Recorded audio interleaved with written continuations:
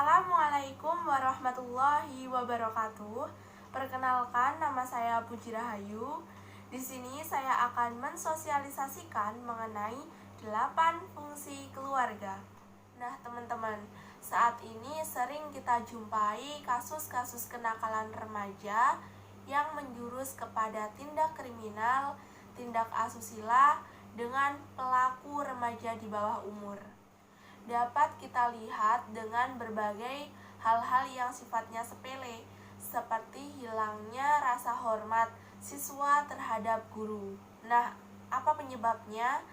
Mungkin bisa saja kita sebut dengan perkembangan zaman maupun perkembangan teknologi yang semakin canggih. Nah, hal-hal tersebut adalah beberapa penyebab kemerosotan moral remaja pada zaman sekarang. Namun ada hal yang lupa kita koreksi atau kita periksa, yaitu keluarga. Keluarga merupakan hal yang penting bagi kehidupan seorang anak sejak ia kanak-kanak. Melalui keluarga, karakter dan kebiasaan seorang anak itu dapat terbentuk. Pendidikan yang pertama didapat di dalam keluarga, bukan sekolah. Jadi, hilangnya peran penting keluarga bagi anak-anak yang memang keluarganya itu kurang harmonis dapat menumbuhkan sifat negatif yang dapat ia bawa hingga ia dewasa. Karena itu, kita perlu memahami mengenai fungsi keluarga sebelum kita memutuskan untuk berumah tangga. Berikut merupakan 8 fungsi keluarga menurut BKKBN atau Badan Kependudukan dan Keluarga Berencana Nasional. Dari 8 fungsi keluarga ini merupakan fungsi-fungsi yang harus dimiliki di dalam keluarga untuk membentuk keluarga yang harmonis dan bertanggung jawab. Yang sangat penting di dalam keluarga karena merupakan tempat pertama kalinya anak-anak tumbuh dan berkembang. Nah, dalam fungsi agama ini, keluarga dapat menanamkan, menumbuhkan, dan mengembangkan nilai-nilai agama sehingga anak dapat berakhlak baik dan bertakwa. Dapat 12 nilai dasar yang harus dimiliki di dalam keluarga, yaitu iman, takwa, kejujuran, tenggang rasa, rajin, kesolehan, ketaatan, suka membantu, sopan santun, disiplin, sabar dan ikhlas, serta kasih sayang. Perasaan disayangi itu memang sangat diperlukan untuk tumbuh kembang anak, karena dengan keluarga menyayangi anak tersebut, anak juga akan menyayangi terhadap makhluk hidup lainnya. Nah, mendapatkan cinta dan kasih sayang merupakan hak anak dan kewajiban orang tua untuk memenuhi hak tersebut. Karena dengan adanya kasih sayang, seorang anak tidak hanya belajar untuk menyayangi, tetapi belajar untuk menghargai orang lain. Ini terdapat 6 nilai dasar, yaitu empati, akrab, adil, pemaaf, setia, dan suka menolong. Fungsi yang ketiga yaitu fungsi perlindungan. Dalam hal ini, keluarga diharapkan mampu menjadi tempat yang aman dan tentram bagi semua anggota keluarganya. Karena itu, seburuk apapun konflik yang terjadi di dalam keluarga, hendaknya sebisa mungkin untuk menghindari kekerasan verbal maupun kekerasan fisik, diskriminasi, dan pemaksaan kehendak.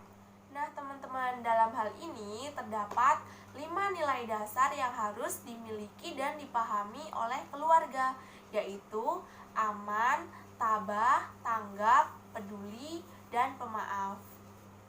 Yang keempat yaitu fungsi sosial budaya. Dalam hal ini, keluarga berperan penting dalam menanamkan nilai-nilai sosial yang ada di masyarakat. Nah, terlebih di Indonesia yang menjunjung sopan santun, adat istiadat, dan budi pekerti di dalam masyarakat. Nah, dengan adanya anggota keluarga yang lebih tua, anak-anak bisa lebih belajar menghargai dan menghormati serta belajar cara bersikap yang pantas dan tidak pantas terhadap orang yang lebih tua atau orang yang lebih dewasa. Keluarga juga bisa menanamkan sifat rasa cinta terhadap budayanya daerah sendiri tanpa berlebih-lebihan, karena di Indonesia merupakan negara dengan banyak budaya, jadi anak-anak bisa belajar cara menghargai budaya daerah orang lain. Nah, bukan dijadikan sebagai bahan ejekan yang menyebabkan pertengkaran dan permusuhan.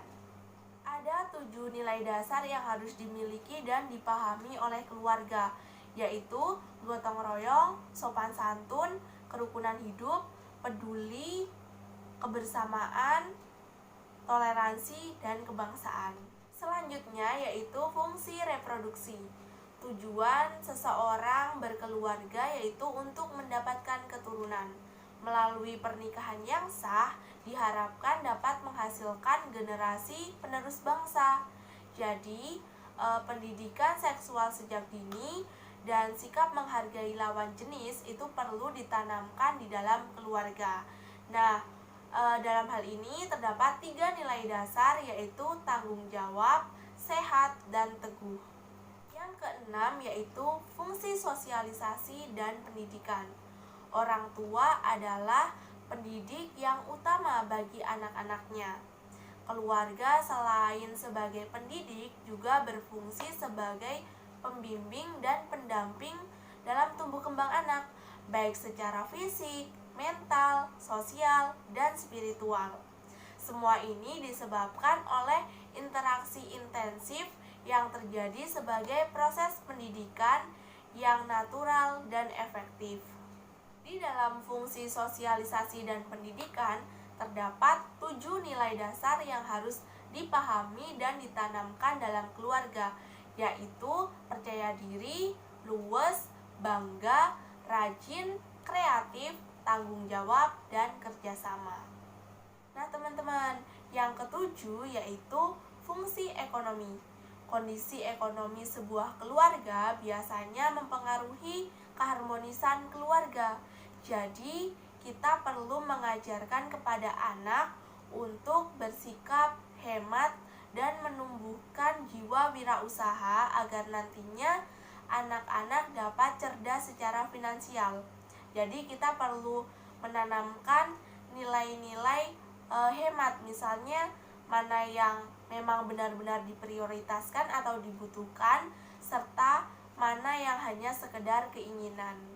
Nah teman-teman, yang terakhir yaitu yang ke-8, fungsi pembinaan lingkungan.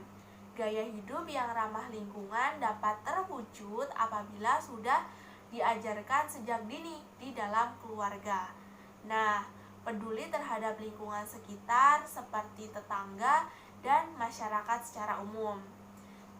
Selanjutnya juga dapat diajarkan tentang sifat cinta terhadap lingkungan sekitar seperti tidak memboroskan listrik, memakai air bersih, makan makanan yang sehat, serta membuang sampah pada tempatnya sedari dini. Nah, itu merupakan cara yang dapat dilakukan oleh keluarga untuk menanamkan sifat peduli terhadap lingkungan sekitar terhadap anak. Menjalankan keseluruhan fungsi tersebut dengan baik memang membutuhkan usaha yang tidak mudah. Karena itu, setiap pasangan yang akan menikah dan yang sudah menikah seharusnya sudah menentukan visi dan misi di dalam keluarga.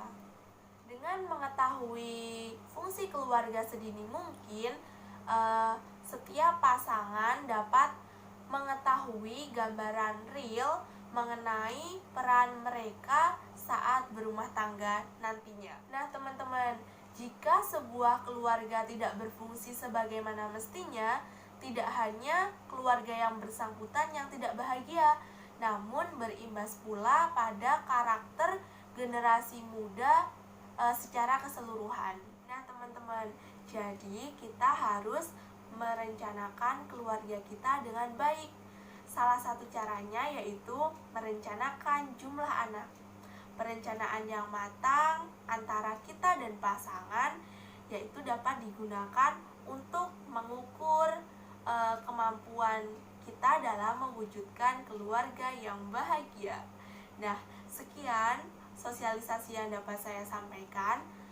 Saya yakin dapat bermanfaat untuk teman-teman semua apabila teman-teman mau mendengarkan dan mau berusaha untuk melakukan 8 fungsi keluarga tadi. Nah, kurang lebihnya saya mohon maaf. Wassalamualaikum warahmatullahi wabarakatuh. Salam genre.